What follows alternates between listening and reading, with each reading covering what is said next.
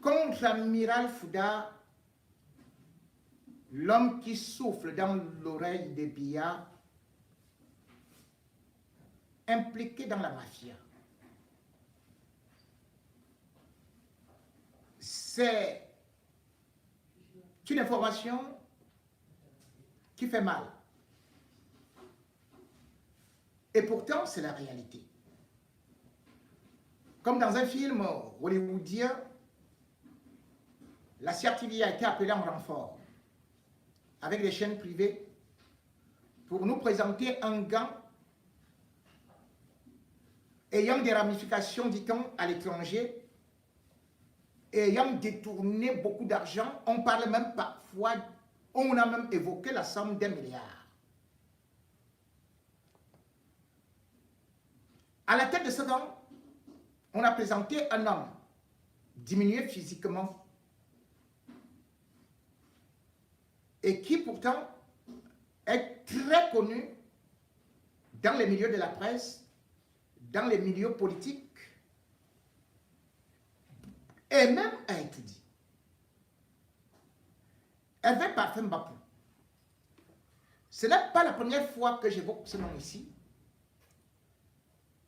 parce que j'avais déjà publié un audio où justement il étalait toutes ses ramifications et toute sa colère contre le contre-amiral Fouda, conseiller spécial de Paul Biya.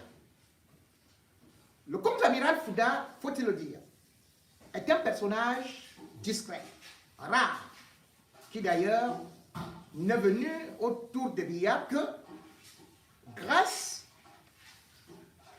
à la présence de Jeanne Irène, qui avait remarqué ce garçon assidu, respectueux, au tennis club de Yaoundé. Il était encore tout petit, tout jeune, mais ramassait des balles de tennis et parfois venait l'aider avec quelques sacs, ou même quand elle ouvre tout simplement sa malle arrière. C'est ainsi qu'elle est devenue la mère du contre-amiral Fouda, qui n'était pas encore contre-amiral, mais qui va faire des études en Mansan, à l'EMIA, et puis va d'ailleurs sponsoriser ses études à l'étranger. Après la mort de Roger Montazé, il fallait bien quelqu'un qui soit donc aux côtés de Paul Biya. Aujourd'hui, Paul Biya fait entièrement confiance à cet homme qui est son véritable bras droit, puisqu'il est le seul qui entre dans le bureau de Paul Biya. Il est le seul qui tient le téléphone de Paul Biya pour le décrocher comme le faisait Roger Montazé. Il est le seul également qui apporte le courrier, qui peut donc filtrer les informations qui parviennent à Paul Biya. C'est donc un homme qui aussi est très riche, qui a d'ailleurs construit un Koundoum, et qui, quand il passe, c'est comme un chef d'État. Fouda, cependant, n'est pas un mondain. Il n'aime pas qu'on parle de lui.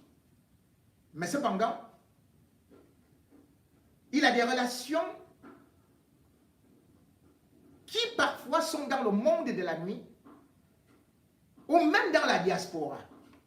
Le même Fouda s'était quand même déplacé du Cameroun à l'invitation d'un activiste dont j'étais le nom pour venir prendre des informations ici. Fouda a donc souvent des gens, même à Yaoundé, qui sont de la basse classe, qui traitent avec lui. Tel est le cas, justement, de celui-là qui est présenté aujourd'hui comme un chef de gang.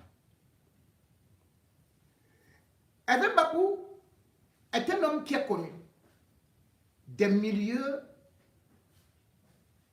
médiatiques et politiques depuis 2005. C'est lui qui était l'auteur-compositeur, ou plutôt l'acteur principal de cette grande série que le Cameroun a connue, avec, bien sûr, le metteur en scène Jean-Pierre Amour Belinga, qui avait sorti une édition spéciale, le top 50 des homosexuels. Hervé Bapou est donc celui-là qui s'était levé avec la complicité d'Amour Belinga pour faire le chantage à des personnalités en les accusant d'être homosexuels. Vrai ou faux?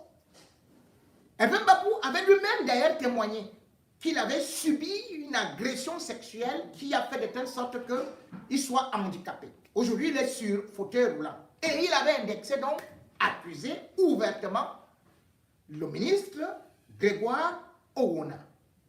Cette affaire est allée d'ailleurs au tribunal, puisque d'ailleurs l'autre ministre, Moukoko Mbondjo, qui était ministre de la communication de l'époque, était également cité nommément. Et même d'autres hautes personnalités. Donc je ne voudrais pas réveiller aujourd'hui les cadavres dans les tiroirs. Et bien Bapou, c'est ainsi donc qu'il fait son apparition. Après ce coup, et un procès, Jean-Pierre Amour Belinga sera condamné. Mais à la suite de Jean-Pierre Amour Belinga, il y avait aussi d'autres journaux qui avaient repris cela, tels que le commissaire X. Le commissaire X, c'était Nouvelle-Afrique d'un monsieur qui était commissaire, mais qui avait été chassé de la police par Laurent Esso pour une affaire de femme. Je vais y revenir. C'est un grand frère que je respecte beaucoup et à qui d'ailleurs je souhaite bonne guérison, à savoir Bilois ici, qui est actuellement très très malade et qui a subi les affres et surtout la vengeance de Laurent Esso. Passons donc. Amour Belinga, après avoir monté ce coup, va faire le chantage à plusieurs ministres que si tu ne veux pas que ton nom figure, tu me donnes de l'argent. Et son élément clé, c'était Hervé Bapou.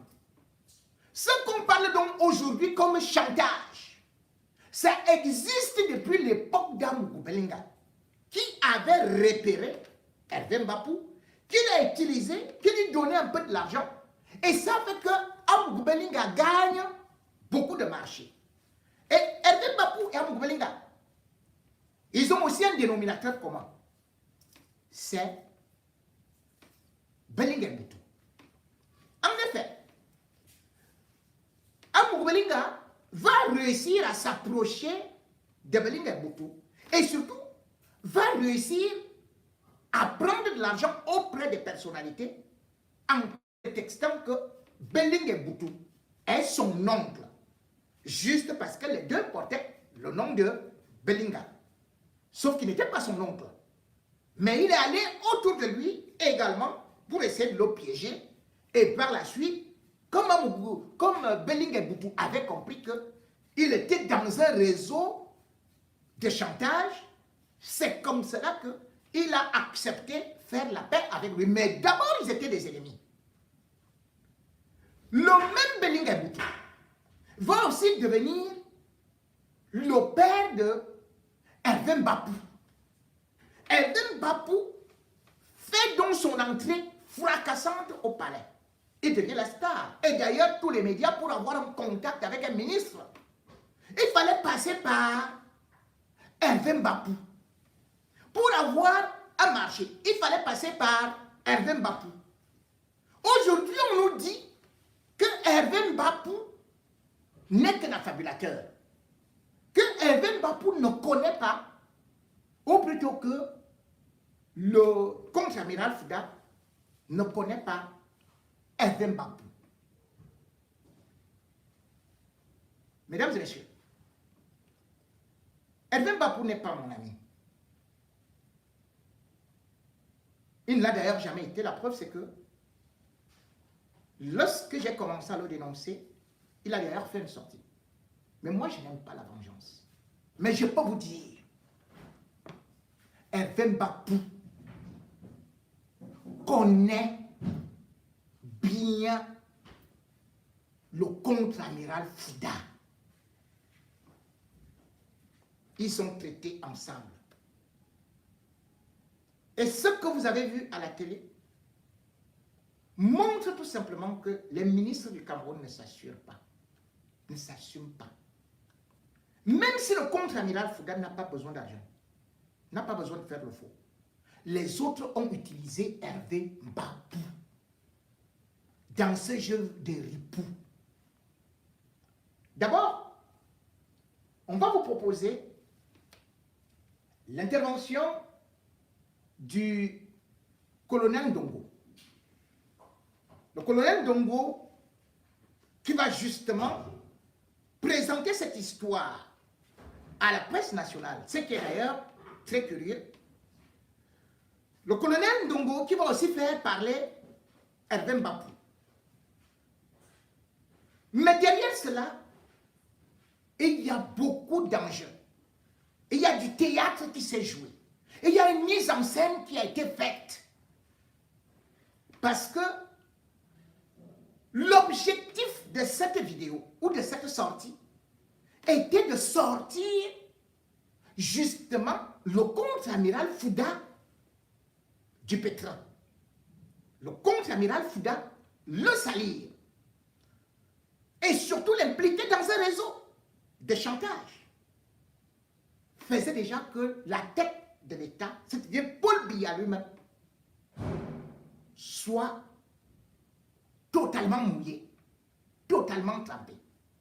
Le scénario a donc été monté pour que non seulement le contre-amiral Fouda soit blanchi, mais que d'autres portent le chapeau. La mafia au sommet de l'État, regardez d'abord ce reportage. Un groupe de présumés escrocs et maîtres chanteurs pris en flagrant délit d'activité d'usurpation de titre du contre-amiral Joseph Fouda et d'autres hautes personnalités de la République. À travers de fausses notes de renseignement, ces arnaqueurs insoupçonnés faisaient voir de toutes les couleurs aux commis de l'État et opérateurs économiques, bilan de leur opération, des milliards de francs CFA estorqués. Le gant a été appréhendé en possession d'une importante quantité de fausses monnaies par le groupement territorial de gendarmerie de Yaoundé. Voyons tout cela dans son reportage de Rodrigue Ngassi et Guy Sobo. Un général conseiller spécial du chef de l'État et un gang de présumés escrocs au centre d'une affaire d'escroquerie. Le 10 juin dernier, le collaborateur du chef de l'État saisissait la gendarmerie. Le contre-amiral Fouda, conseiller spécial du président de la République du Cameroun, a déposé une plainte au groupement de gendarmerie territoriale du Fondi.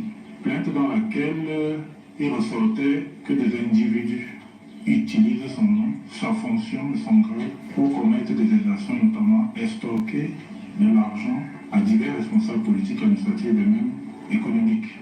10 jours plus tard, un certain Parfait Mbapou et ses acolytes étaient interpellés pour ces faits. Dans cette plainte ressortait le nom d'un certain Mbapou Hervé Parfait Ménard.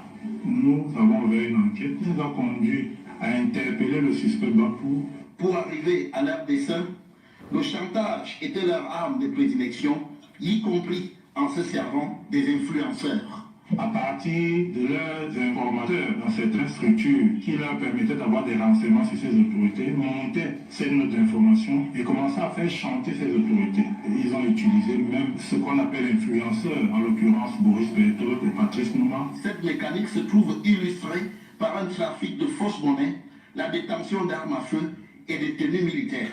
Parmi les victimes des présumés escrocs, des ministres et des opérateurs économiques qui auront été délestés de plus d'1,5 milliard de francs CFA. Cloué sur son fauteuil, Parfait Mbapou s'est dit être une victime et demande pardon.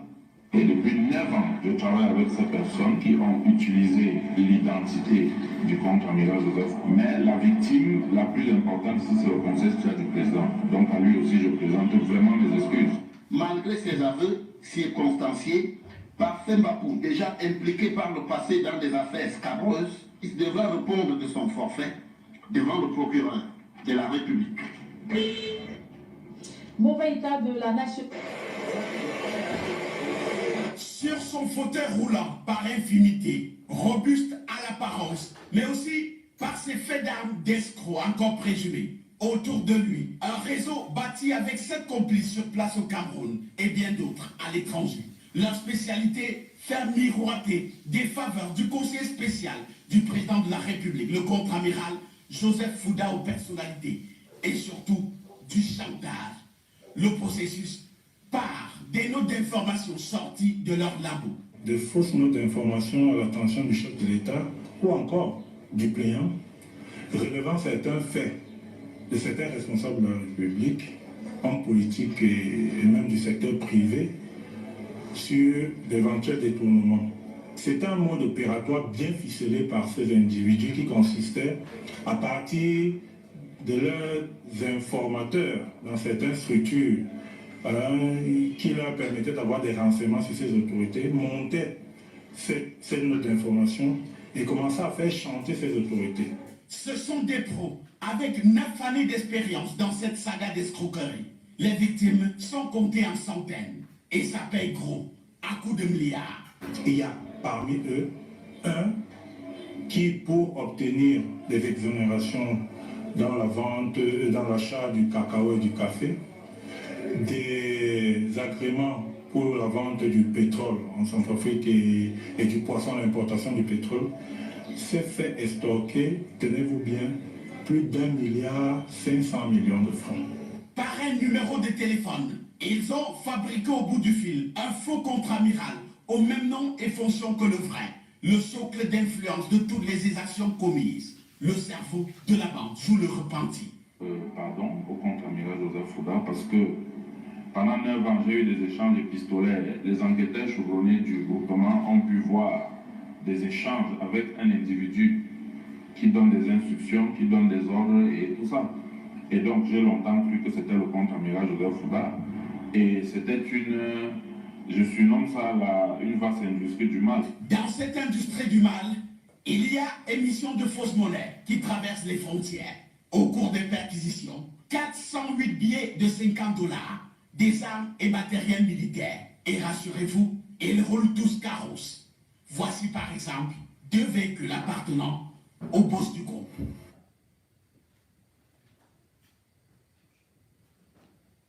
Bon, merci à ses confrères. Alors, eh bien, vous le connaissez? Ah, ça va, les Payton. Non, ça va. Ah, je connaissez cet t'appelle audio? là au sujet de ton petit parfait. Tu sais que grand frère, je suis. Mais ton père a été réglé, non? J'ai compris l'affaire, non? Le gars m'a envoyé 1,5 million par mes téléphones. Hier, je l'allais lui donner. Comment on ne peut pas prendre 1 million dans le compte du coup? J'avais pris, on ne peut pas parler de jeu. Lui, il a mis tout cet argent. Comment Il est sorti, Chérie. Comment tu vas? Ah, ça va, les Payton. Non, ça va. Ah, je t'appelle là au sujet de ton petit parfait. Tu sais que grand frère, je suis. Mais ton père a été réglé, non? J'ai compris l'affaire. C'est la voix d'un lanceur d'alerte 1,5 million par mes téléphones. avec Banqui, le colonel. Comment on ne peut pas prendre 1 million dans le compte du coup? J'avais pris, on ne peut pas parler de jeu. Lui, il a mis tout cet argent. Comment Il est sorti, Chérie. Comment tu vas? Ah, ça va, les Payton. Non, ça va. Ah, je t'appelle là au sujet de ton petit parfait. Tu sais que grand frère, je suis. Mais ton père a été réglé, non? J'ai compris l'affaire, non? Le gars m'a envoyé 1,5 million par mes téléphones. Hier, je l'allais lui donner. Comment on ne peut pas prendre 1 million dans le compte du coup? J'avais pris, on ne peut pas parler de jeu. Lui, il a mis tout cet Bon, argent. on s'arrête là. On s'arrête là.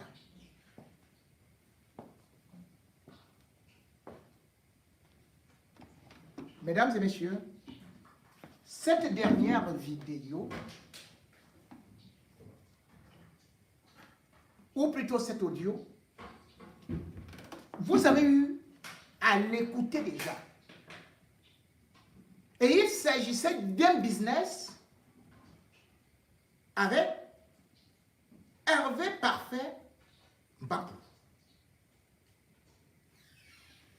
On ne peut donc pas dire que c'est tout simplement un groupe de faussaires ayant pris un autre faux contre-amiral Fouda. Je ne voudrais pas accabler le contre-amiral Fouda puisque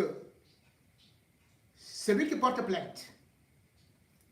Mais dans les audios, vous avez suivi comment est-ce que Hervé Parfum Bapou était en train de le menacer pour une affaire de 170 millions. Cette affaire existe. Et l'affaire de 170 millions, c'est Ngakam Jean, dont j'ai déjà donné le nom ici, et qui est Afriland First Bank, et qui fait des affaires dangereuses, pire que les coupeurs de route. Je vais y revenir, mais je vais d'abord sur ce que vous avez vu et sur ce que vous avez écouté. Il se trouve que, première des choses, dans ce reportage, on vous parle des armes. On vous parle des armes, parce que l'affaire se trouve au tribunal militaire. Donc, absolument, il faut qu'il y ait des armes dans l'enquête. En réalité, le jour de l'interpellation de Mbapou au quartier Bastos, le lieutenant-colonel Ndongo, qui a été affecté spécialement à Yaoundé pour cette affaire, parce que le colonel Aïssi avait refusé de marcher dans la mafia. On prend donc le lieutenant-colonel Ndongo en Konsamba, on vient avec lui pour éplucher le dossier, pour essayer de nous faire avaler des insanités, des contre-vérités. Mais la vérité est que cet argent, c'était 170 millions qui a été payé à 2 reprises. 70 millions et 100 millions. Sauf que lorsqu'il fallait payer, Hervé Bapou s'est retrouvé avec son petit frère Donald qui est parti récupérer de l'argent et qui lui a tout simplement dit qu'il faisait une commission. Cet argent a été déposé où? Dans notre compte à Afriland First Bank. Pour que cet argent soit transféré où? Au Sénégal. Et qu'est-ce qu'on disait qui est au Sénégal?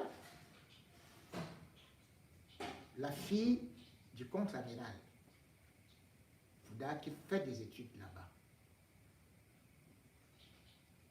Il faudrait déjà que la gendarmerie nous explique s'il n'y a pas cette transaction. Nous commençons par l'argent. Parce que quand Hervé Bapou vient faire les déclarations, quand il vient faire la dénonciation, c'est parce qu'il voit que son petit frère a été utilisé alors que c'est lui qui faisait souvent ces missions-là. L'arrestation de Mbapou vient donc après sa sortie. On va envoyer 70 éléments du GPIC. 70 éléments du GPIC qui vont trouver là-bas les chiens. Nous sommes à Bastos. Posez-vous la question. Mbapou ne travaille pas. Mbapou occupe une maison à Bastos dont le loyer équivaut à 15 millions par an. 15 millions par an. Qui paye ce loyer? Tous ses amis. Tout le monde sait. Et il le jure partout où il part que c'est le contre-amiral Fouda. Moi, je n'affirme pas. J'ai dit ce que Mbapou racontait. Je n'ai pas dit. Je n'ai pas vu comment le contre-amiral Fouda lui donnait de l'argent. Donc, je ne peux pas témoigner ce que je ne connais pas. Mais c'est Mbapou qui disait ça. Toujours est-il que c'est un haut placé qui donne de l'argent à Mbapou qui ne travaille pas. Mbapou roule dans la Mercedes Somatique. Il a des voitures, il a un train de vie très élevé. Et Mbapou peut vous trouver des marchés dans tous les ministères du Cameroun et vous lui reversez ces 30%. Pourquoi est-ce qu'il est si puissant alors qu'il vient d'une famille très pauvre? Quand on va donc l'arrêter, il a des bergers allemands chez lui qui ont été abattus. Et d'ailleurs, pendant la confusion, il semble qu'un gendarme, d'ailleurs encore hospitalisé parce qu'il a reçu le mal. L'arrestation, c'est 70 personnes du GPIC qui ont atterri là-bas. Quand ils arrivent, ils trouvent qu'il a entouré d'un tradit praticien, un marabout, Inoussa, et puis de Kelingale. Contrairement à ce qu'on vous a dit, que c'est une femme, c'est un homme, c'est un agent de renseignement. Je vais d'ailleurs vous lire comment est-ce que ce dont on les accuse, comment est-ce qu'on les présente. Et je vais vous démontrer que tout ça, c'est de la fabrication. On le prend donc, on vient avec lui. D'autres, cependant, étaient déjà aussi gardés là-bas. Vous avez constaté que lors de cette présentation, Mbapou présente les excuses au contre-amiral Fouda. Là encore, c'est un montage. En réalité, le contre-amiral Fouda était à Paris avec Paul Biya. Puis ils sont allés à Genève. Ils sont repartis de Genève pour aller à Toulon. Ils sont allés à Cannes. Or, on vous dit qu'il avait porté plainte et que machin. Bon, voilà. Il n'avait pas été entendu. Ce n'est que dimanche que le contre-amiral Fouda atterrit au groupement de gendarmerie. Il a donc une séance de travail avec Ndongo, qui est le lieutenant-colonel, et les autres responsables. Comment faire pour sauver l'État?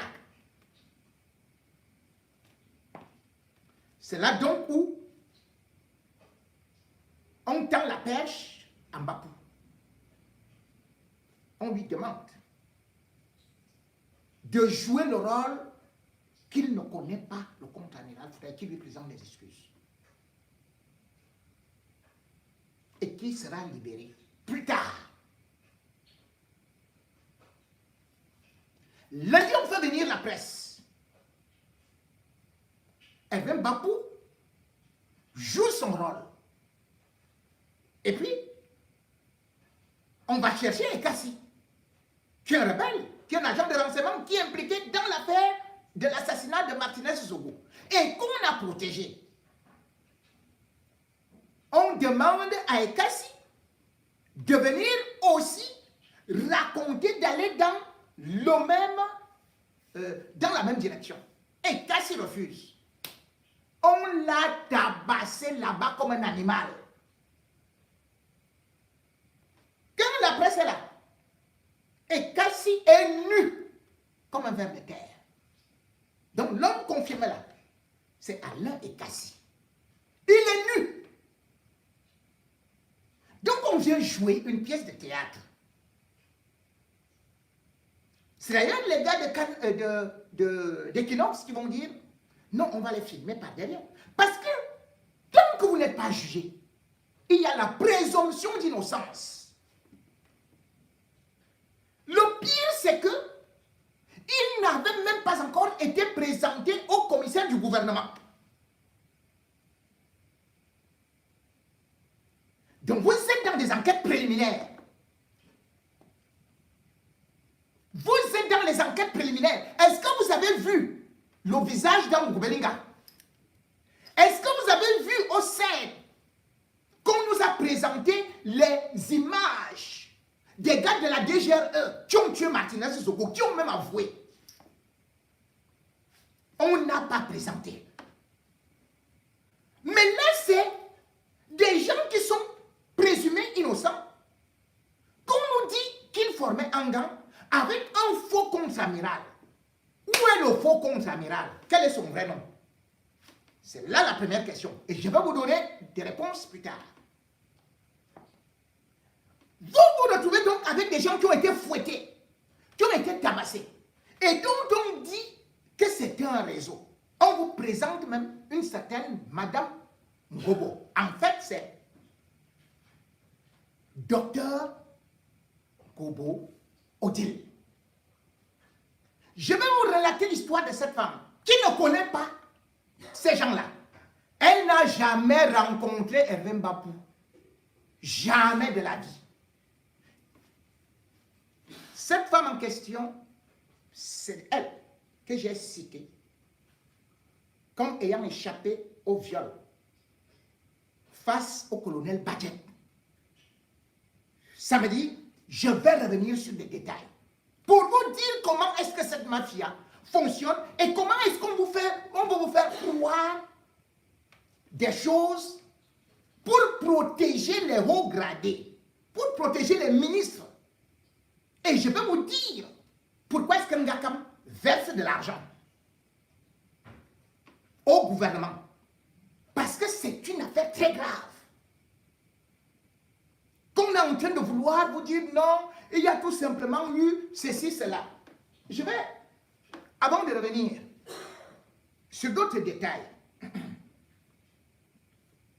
je vais essayer de lire juste ce dont ils sont accusés et le nombre de personnes qui sont détenues. Ce qu'on accuse. Je vous fais comprendre que les images que vous avez vues ont été tournées avant qu'elles ne soient présentées au commissaire du gouvernement. Hein. C'est du jamais vu. Et le commissaire du gouvernement, c'est Serlin Belinga, qui lui-même, lorsqu'il a vu le dossier, il a commencé à faire des pieds comme ça, là, et tout, et tout, et tout. Et on lui a dit, allez, tu fais tout simplement ça. Ça fait que c'est son substitut qui est venu terminer la besogne, puisque lui-même, il s'est dit que déjà dans l'affaire de Martinez Zogolo, il a fait beaucoup de gombo. Et comme lui n'a pas vu sa part de gombo, et ils ont mangé le gombo là-bas, et je vais vous donner les montants que les hauts gradés ont reçus dans cette affaire-là. Il vous parle de milliards. On va arriver tout de suite, dès que je finis d'abord de lire ce qu'ils ont accusé, parce que ordonnance de mise en détention provisoire numéro 062 bar ORD, ainsi de suite, voilà. Dossier numéro 015 bar CL MNB bar 24. Donc, ordonnance de mise en détention provisoire au nom du peuple camerounais.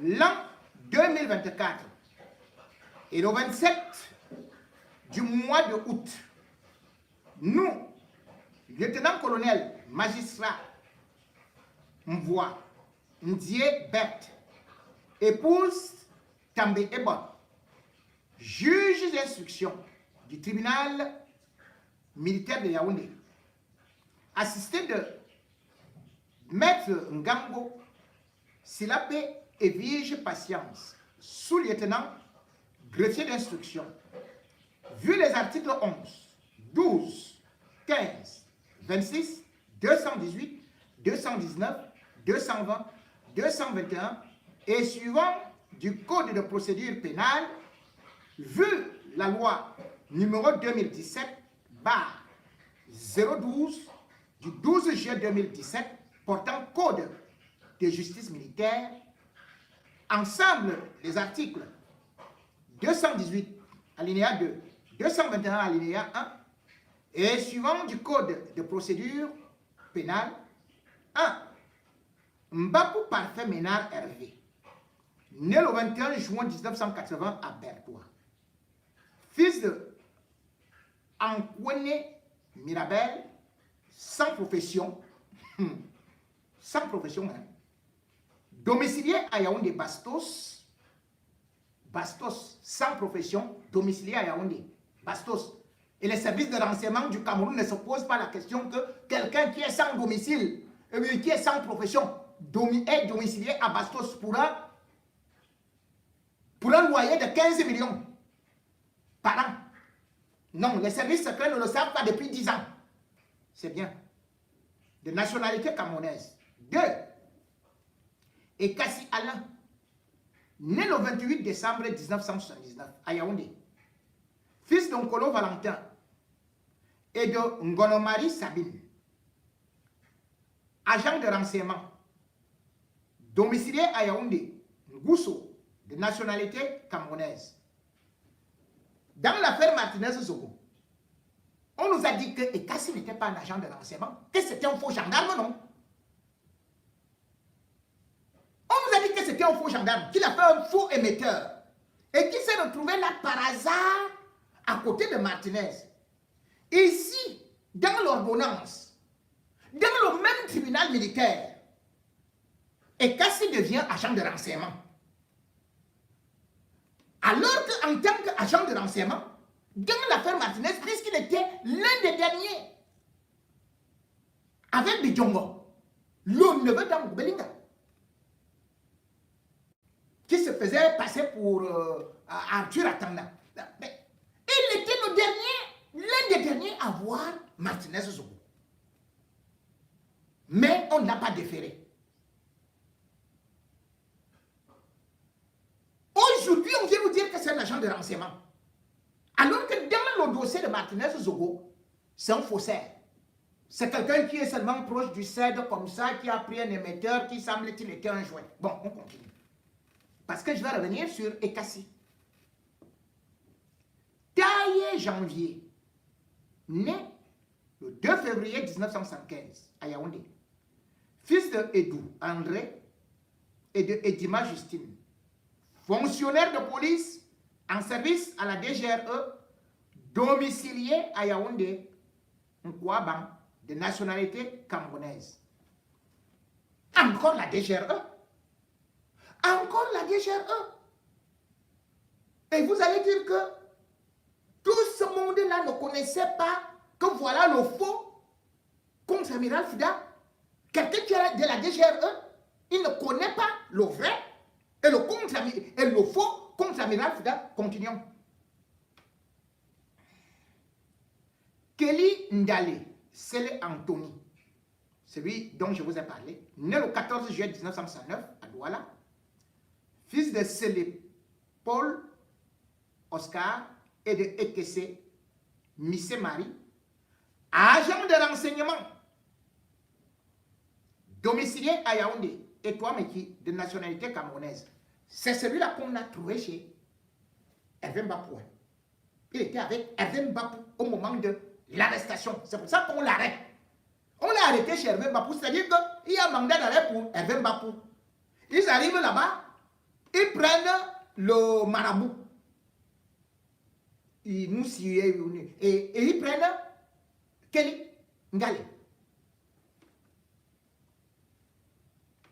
Inosa Bonzem,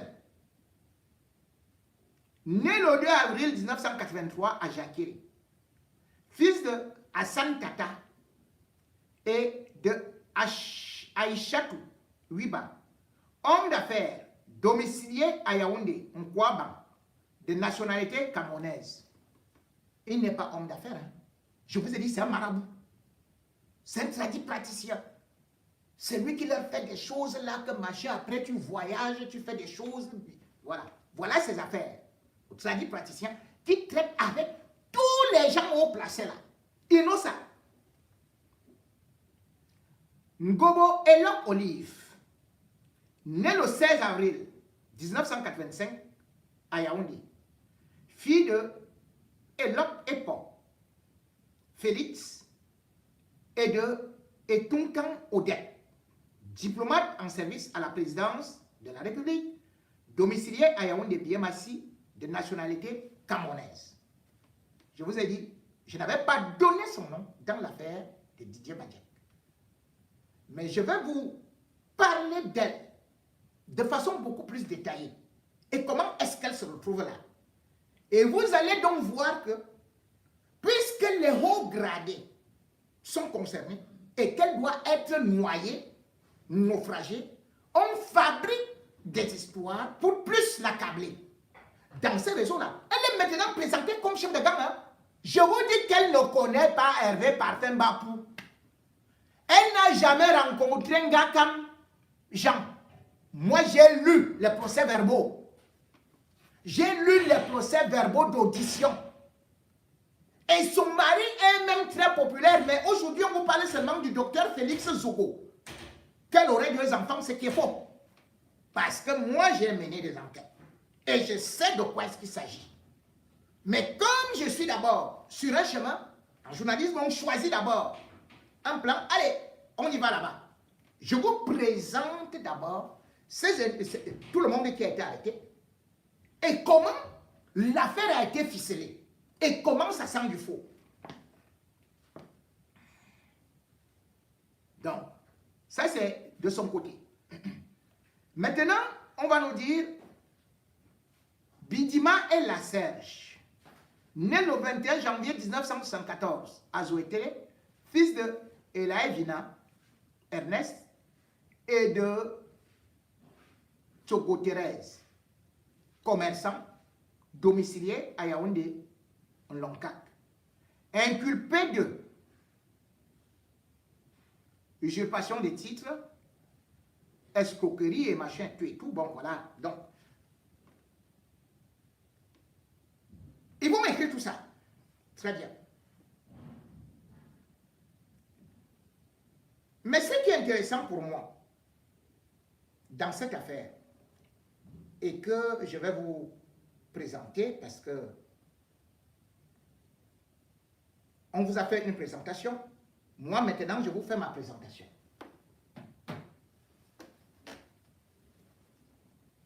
Premièrement, ils vous ont présenté la fausse monnaie. C'est un faux montage. Il y avait bien des dollars, de l'argent chez Hervé Bapou. Ils ont pris. Et comme d'habitude, ils viennent faire une mise en scène, ils viennent avec des faux billets. Où est la machine qui fabrique ces faux billets? Pour avoir des faux billets chez Hervé Bapou, il faut bien des machines. Pourquoi est-ce qu'on n'a pas arrêté et on n'a pas montré aux caméras, aux journalistes, le laboratoire de la fabrication de la fausse monnaie? Ces gens sont quand même en cellule depuis 80 jours, 70 jours.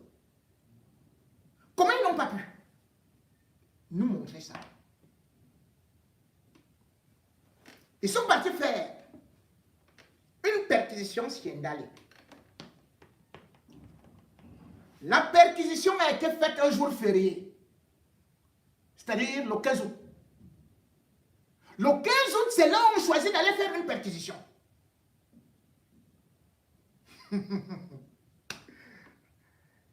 Avec 15 gendarmes, juges militaires et consorts, chez Ndali, qu'on vous présente, c'est ce qu'on devait présenter aux journalistes. Le procès verbal de perquisition. On a trouvé une seule tenue. Une seule tenue. Aucune arme. Pourtant, c'est quelqu'un qu'on dit que c'est un agent de renseignement. Il est dans les services de renseignement. Il est dans l'armée, il est dans ceci. Bon, depuis 20 ans. C'est normal que quelqu'un... Vous entrez chez un policier, vous allez quand même trouver une tenue. Comment vous allez dire que... Parce que vous avez trouvé une tenue, cela veut dire qu'il y a trafic de tenues, de quoi. Il fallait qu'on présente au peuple camerounais les valises, les stocks de tenues et qu'ils les achètent. Les journalistes, on ne va pas seulement avec des journalistes, mais dans les bureaux, on va avec sur les lieux, là il y a eu le crime, on ne les cite pas sans donner les procès d'audition. On me dit à réciter, oh, l'autre a fait que, l'autre a fait que, a fait ci. Mais ça veut dire quoi? Où sont les pièces à conviction? Il n'y a pas. On vous filme une arme. On vous dit des armes. Vous avez vu combien d'armes? Vous avez vu combien d'armes? Donc vous pouvez croire qu'un vrai gang, on vous présente pas, mais on arrête 6 personnes. On vous dit qu'ils sont nombreux à travers le monde. Et vous n'avez pas 10 armes qu'on vous présente? Ce qui est beaucoup plus amusant, c'est que Hervé Mbapou est celui qui justement détenait l'arme. C'est là que c'est intéressant. Posez-vous maintenant la question. Qui a donné l'arme à Hervé Mbapou? C'est une arme de l'armée camerounaise.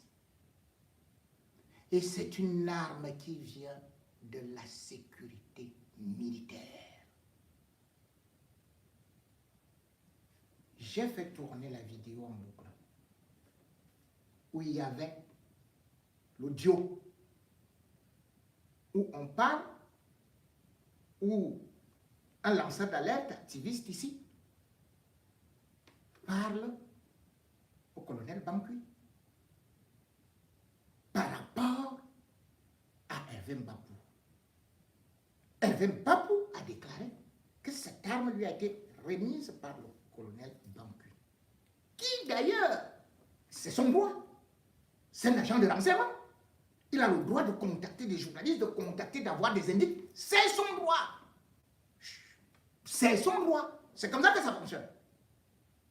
Mais qu'on ne vienne pas dire après que c'est trafic d'armes. Mais il ne peut pas donner une arme si tu n'as pas d'autorisation de port d'armes. Et c'est là où ça devient encore intéressant. Hervé Mbapou a-t-il une autorisation de port d'armes? Oui.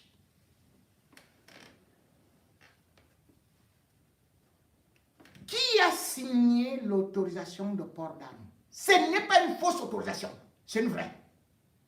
Qui a signé?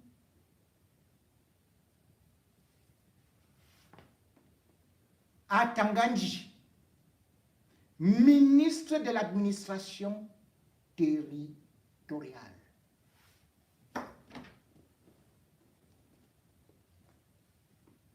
À partir de cet instant, comment on veut nous parler d'un gang, des gens, des trafiquants d'armes, des trafiquants de fausses monnaies, des trafiquants de quoi?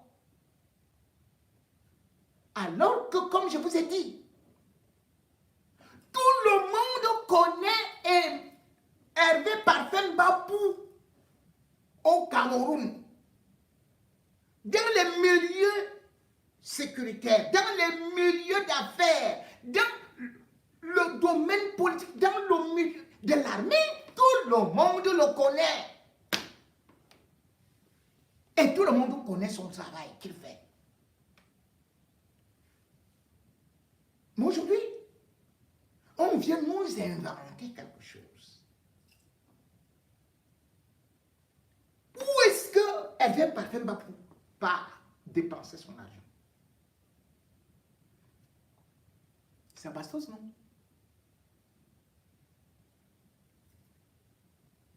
Dans un célèbre cabaret appartenant au patron du BIR. Hervé Mbapou va là-bas avec qui? Avec Cathy Meba. Cathy Meba est la nièce de Paul Biya. Elle est avec Mbapou matin, midi, soir. Pourquoi est-ce qu'on ne la cite pas? Je vais donc y revenir samedi.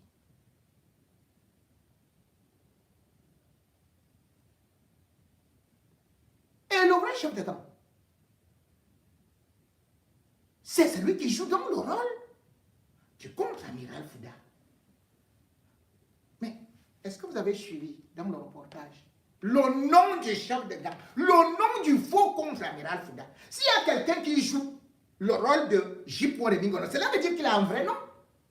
On va dire peut-être Juan Gabakou Joseph, on va dire peut-être que Etout Kabat, on va peut-être dire que... mais on va dire tous les noms qui sont possibles, y compris un sont là. Mais dans cette histoire-là, on ne vous donne pas qui est le faux contre-amiral Fouda. Et pourquoi? Parce qu'ils ont laissé échapper l'homme haut gradé qui a mis le contre-amiral Fouda en contact avec Ngakam Jean Gafrilan.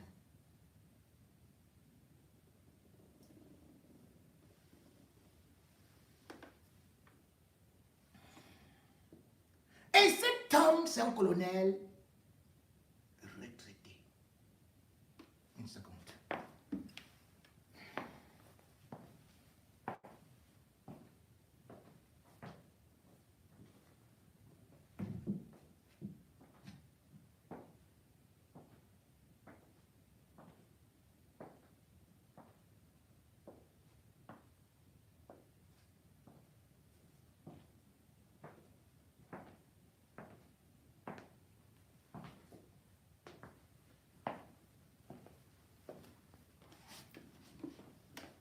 Je vous disais, qui a servi de courroie de transmission? C'est un colonel blanc, retraité, qui ne figure pas parmi les gens qui ont été interpellés. Je vous donne son nom. Le colonel Motogo Adangana Daniel. C'est lui. C'est lui qui est avec le contre-amiral. Et c'est lui qui connaît aussi Mbapou.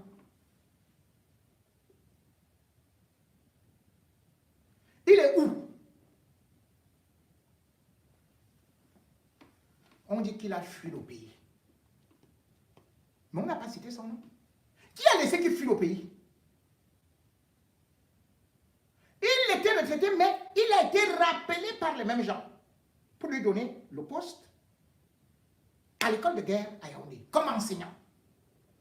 Et c'est là où il va faire la rencontre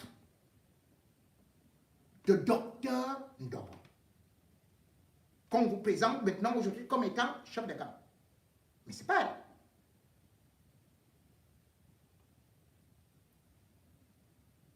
Il était directeur de SEFTA à Ekounou avant d'aller occuper ce poste-là.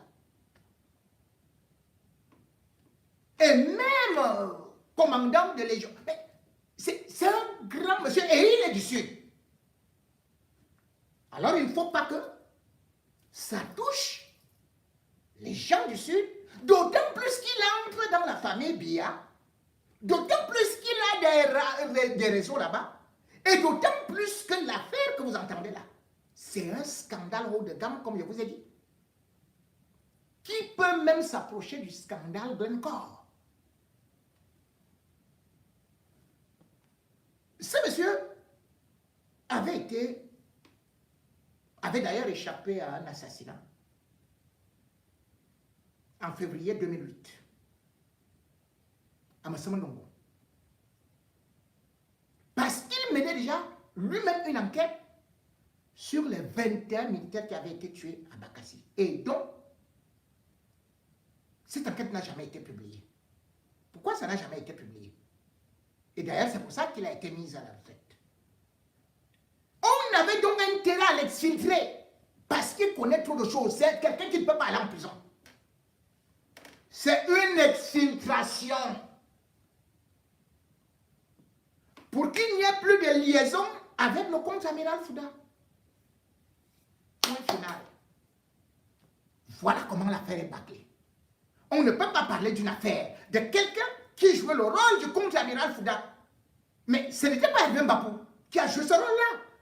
Lui, il n'était que celui qui disait qu'il est en contact avec le contre-amiral Fouda. Et qu'est-ce qu'il dit dans la vidéo? Il dit qu'il a été pendant 9 ans, donc une décennie, en contact avec quelqu'un qu'il croyait être le contre-amiral Fouda.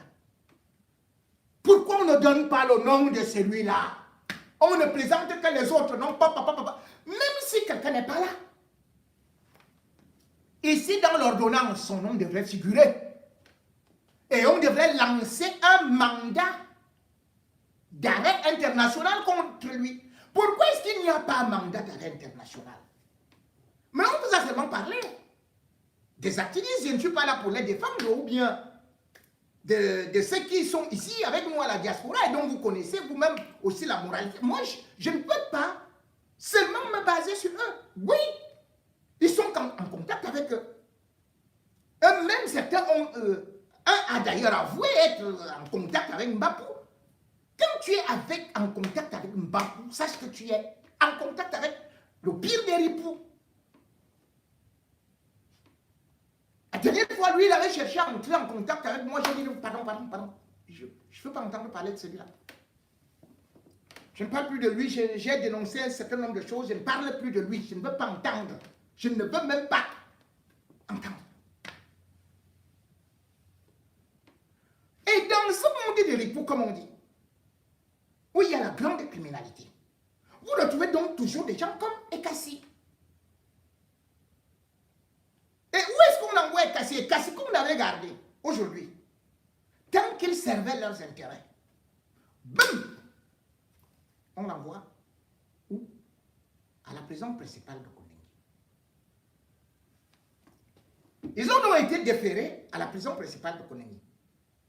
Ils sont 5 là-bas, même s'il y a 7 noms. Mais pour l'instant, là, au moment où je vous parle, à l'instant T, comme beaucoup de gens, quand je dis instant T, après ils vont dire autre chose. À l'instant T, il y a 5 qui sont arrivés à la prison principale de Kouningi. Pourtant, sur l'ordonnance, je vous ai lu 7 noms. Où sont partis les 2 autres? Ils vont peut-être nous dire. Et d'ailleurs, là-bas, à Kouningi, il y a eu une répartition, puisque Hervé Mbapou, Ngale, Kelly, ils ont été envoyés au Kosovo. 2 autres se retrouvent au quartier 3, ils appellent ça Viapi. Mais quand il est arrivé là-bas, Ekassi, Mamma mia, devant Martin Savon, c'était la guerre totale.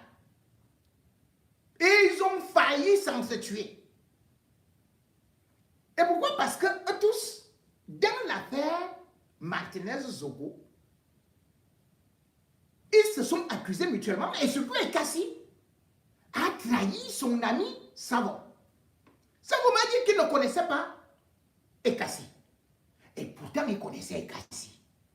Moi, j'ai eu les preuves, jusqu'à leur conversation. J'ai d'ailleurs sorti ça. Si vous voulez, je vais encore ressortir ça. Et ils étaient même impliqués déjà dans d'autres trafics d'influence. Puisque ça vous faisait que les gens obtiennent les passeports diplomatiques. À travers toujours des ministres et tout et tout. Et ce que vous ne savez pas, c'est que l'oncle de Savon, lui-même est aussi proche de ces gens de la présidence. Et du contre-amiral Fouda, j'y reviendrai encore. Donc quand il arrive là-bas, et qu'il n'avait jamais imaginé, parce qu'il avait eu la garantie de trahir Martin Savon, mais qu'il n'ira jamais en prison. Mais sauf qu'aujourd'hui, concernant le contre-amiral Fouda, on retrouve encore Ekassi dans les mêmes coups, avec les mêmes... là, on lui dit, bah, on est obligé de te livrer. Et c'est là où l'affaire Martinez-Zogo va reprendre une autre tournure. Parce qu'ils seront obligés de se cracher des vérités là-bas. Là où ils sont actuellement à la prison principale de Konegi. Parce qu'on avait voulu cacher ça et on avait voulu nous faire croire qu'ils ne connaissaient pas Amadou Belinga. Bidjongo, qui se faisait passer pour Arthur Essomba et non Arthur Atanga. Bidjongo. Et celui qui, bien sûr, était le neveu d'Amadou Belinga. Bidjongo là connaît Arthur, connaît Ekassi. Bidjongo là connaissait aussi Martin Savon, qui lui aussi connaissait, bien sûr, le lieutenant-colonel Danoué. Vous serez même surpris d'apprendre que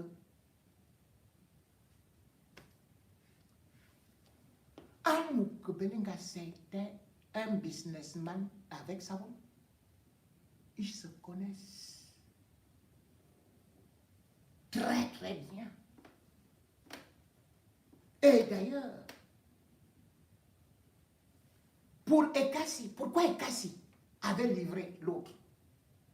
Parce que Ekassi lui-même voulait un passeport diplomatique dans sa belle famille. Et ça, vous m'avez pris 500 000 qu'il n'a pas remboursé. Et Ekassi a commencé à lui faire des pressions. Et comme Ekassi connaissait ses acquaintances et connaissait ses circulations et connaissait aussi le jeu qu'il faisait derrière Martinez-Zogo, Ekassi est parti le livrer. C'est Ekassi, et non la géolocalisation comme on dit, c'est Ekassi qui dit que Savon a pris l'argent à tel ou tel endroit, tel somme. C'est lui qui dit, parce que quand Savon cause avec lui, et même quand il a entendu, lui il revient dire que Savon m'a dit de vous dire que je ne le connais pas. Et quand on interroge Savon, lui aussi bêtement il dit, je ne connais pas Ekassi. Or, il connaissait bien Ekassi. Et il connaissait Jean-Pierre Amadou Belinga. C'est donc des amis. C'est le même réseau qui fonctionne à Yaoundé depuis dans le fort. Amadou Belinga est dans le réseau où on imite même la voix de Paul Biya. Où il vous fait comprendre qu'il est en contact avec tel ou tel ministre. Et c'est comme ça qu'il a formé aussi celui qui aujourd'hui, la star, Hervé Mbapou. Ce sont les produits d'Amadou Belinga. Et eux tous, ils ont travaillé avec les hauts cadres de la présidence de la République. La preuve, c'est que la plupart des marchés d'Amadou Belinga, c'était où? C'était à la présidence. J'ai posté une photo là. Il se retrouve avec qui? Avec le Mondayolo. Mondayolo connaît bien ce type qu'on appelle Hervé Parfum Mbapou. Comme il connaît aussi Amadou Belinga. Comme il connaît tout ce monde-là. Ces gens ont fait des complots. Et c'est ça qu'on dit que le sang de Martinez est très amer. Parce que même ceux qui étaient cachés, eux-mêmes sortent du trou aujourd'hui pour venir s'afficher. Vous voyez que Ekassi a été tabassé nu, hein, en chambre de renseignement. Hein. On lui a dit, si tu veux, allez, fouettez les bêtises. C'est seulement les caméramans qui ont voulu le filmer d'ici. Il était à poil. Il était à poil. Vous savez quoi? On a découvert le cadavre de Martinez-Zogo à poil.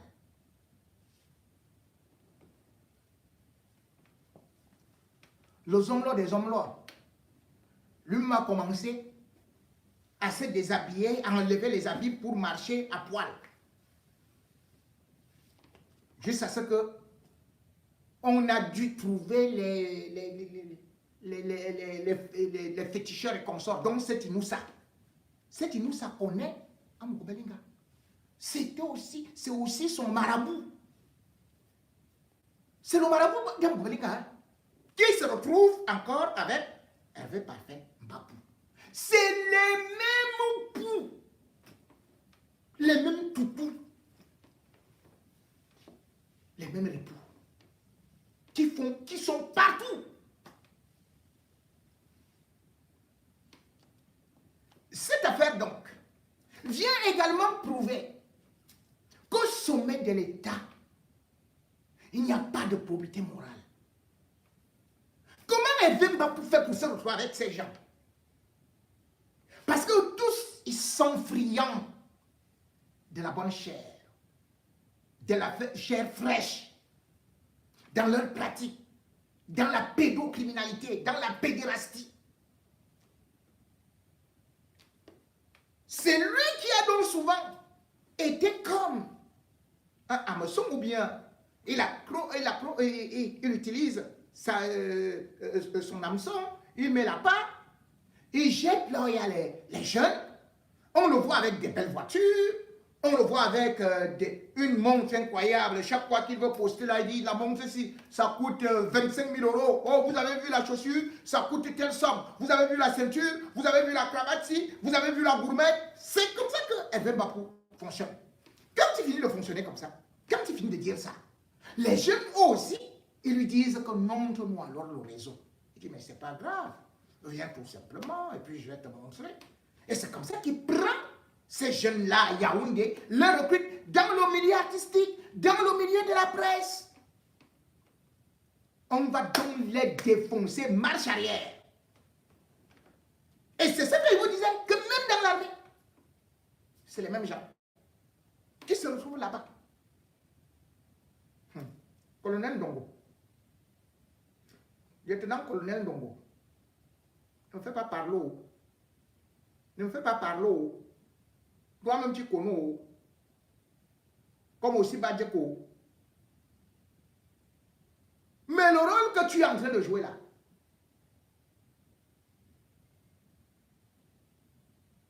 après, ils vont te jeter.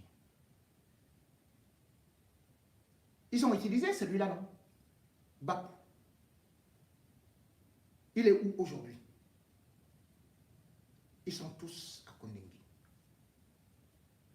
Et on les met tous dans la même prison pour se manger.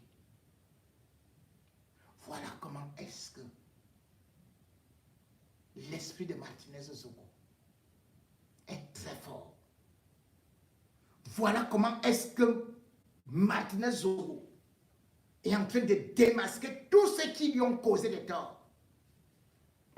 Voilà comment Martinez Zogo, qu'on croyait mort, est en train d'enterrer ceux qui sont vivants. Parce que là, c'est l'enterrement. Oui, le contre-amiral Fouda pourrait se laver les mains.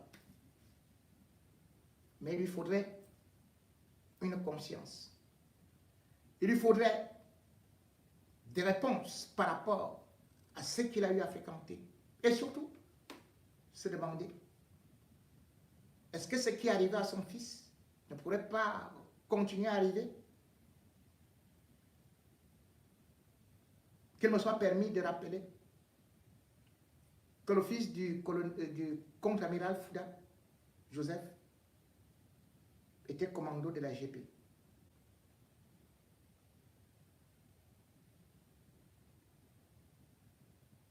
Et que son corps a été retrouvé sur les rails, en face d'Acropole, en plein centre de Yaoundé, décapité.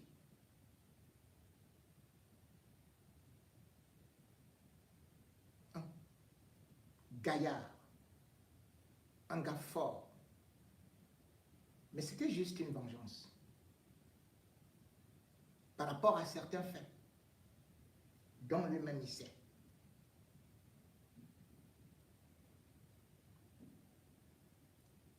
La déclaration d'Hervé Bapou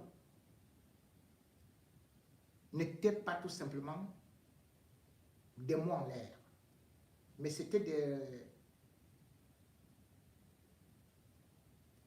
des menaces réelles. Mais cependant, j'attire l'attention du peuple camerounais sur ce qui est en train de se passer actuellement. Sur le deal qui a été fait. Hervé Bapou est là-bas avec au moins une dizaine de chefs d'inculpation. Et qu'est-ce qu'on cherche à faire? On cherche à le libérer conformément aux accords qui ont été établis oralement entre eux pour qu'ils viennent blanchir le contre-amiral Fouda, salir les autres et que ce soit eux qui portent le fardeau de toutes ces responsabilités, de tout ce faux, de tous ces réseaux mafieux.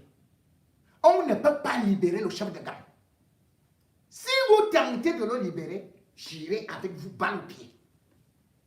Hervé Mbapou doit assumer qu'il a dénoncé tous ceux qui l'ont utilisé. Il n'a pas encore parlé. Hervé Mbapou vomit, crache le feu. Sinon, tu vas rester là-bas comme les hommes des hommes. Comme on Bélinka. N'est-ce pas qu'il était avec eux? Il a fait combien de temps là? N'est-ce pas qu'on disait ici qu'il va sortir demain, il va sortir après-demain, il va sortir le mois prochain? C'est comme ça qu'on t'a roulé. Tu vas rester là-bas. Ce n'est pas parce que les autres fois on te libéré souvent. Chaque fois que tu commets des écarts, allez, on vient, on te libère. Nous allons regarder. Nous allons éplucher ce dossier. Nous allons dénoncer tous ceux qui sont impliqués. Et tu dois rester là-bas. Parce que tu sais tout le mal que tu as eu à faire. Les multiples trahisons que tu as eu à faire. Et tu sais que d'ailleurs des journalistes ont été envoyés en prison à cause de toi. D'autres ont été tués à cause de toi. Parce que toi tu voulais rester juste en haut avec les gens bien de là-bas. Toi qui venais de l'Est, oui, peut-être parce que Chantal Biaï vient aussi.